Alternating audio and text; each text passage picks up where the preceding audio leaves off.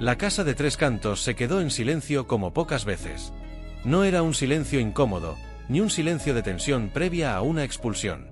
Era un silencio respetuoso, profundo, de esos que aparecen cuando alguien decide abrir una puerta que normalmente mantiene cerrada con llave.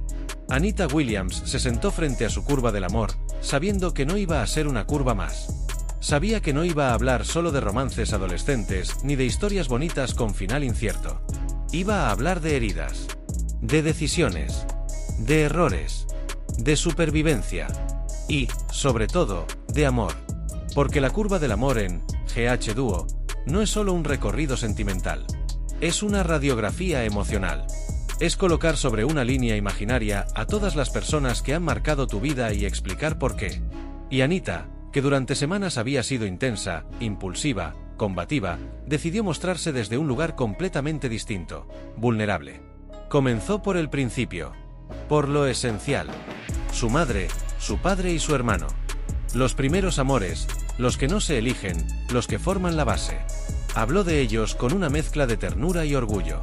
Porque antes de las relaciones, antes de los errores, antes del dolor, estaba su familia. Ese núcleo que, aunque se tambaleó en algunos momentos, terminó siendo el salvavidas. En 2007 llegó su primer novio. Ese amor adolescente que muchas veces no se menciona en grandes relatos, pero que deja huella.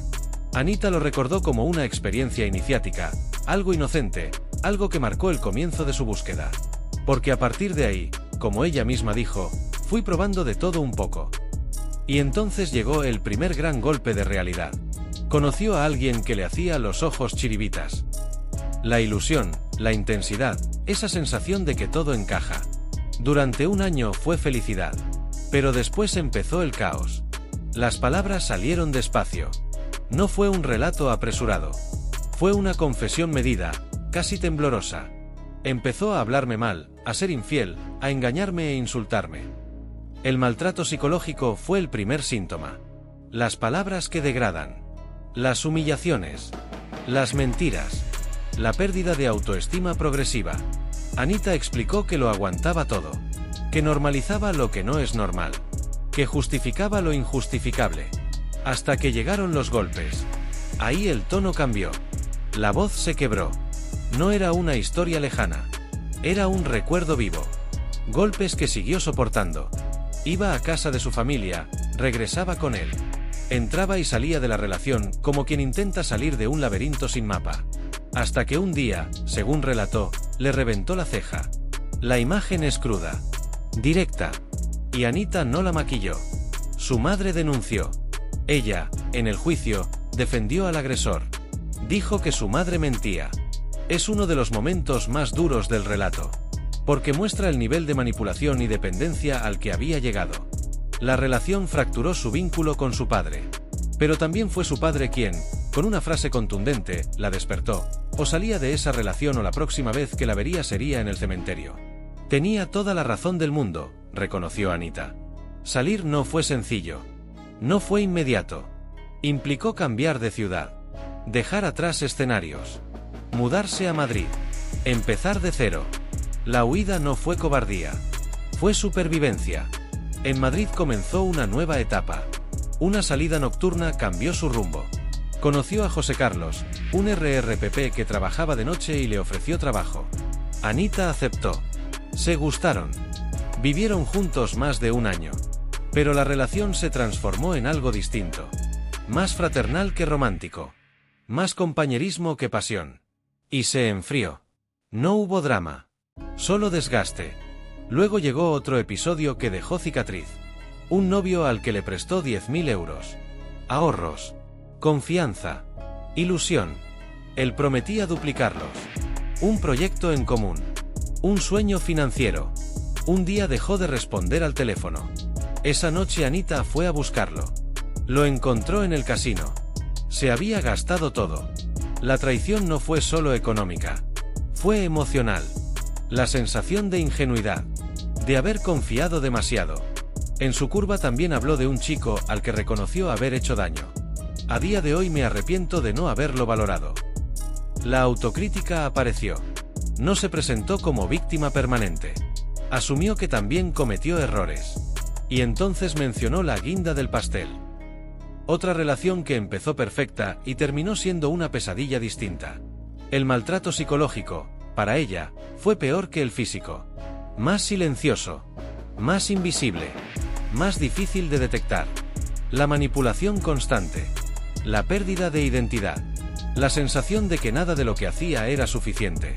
Esta vez le costó más contarlo, porque sabía que su entorno podía pensar que repetía patrón, que volvía a caer. Y la vergüenza pesa. Pero salió. Y tras repasar esos capítulos oscuros, la curva cambió de tono. Anita habló de su hijo Tiago. El nacimiento que redefinió prioridades. Si le debo algo a alguien es a él. La maternidad como punto de inflexión. Como motivo para no volver a aceptar lo inaceptable.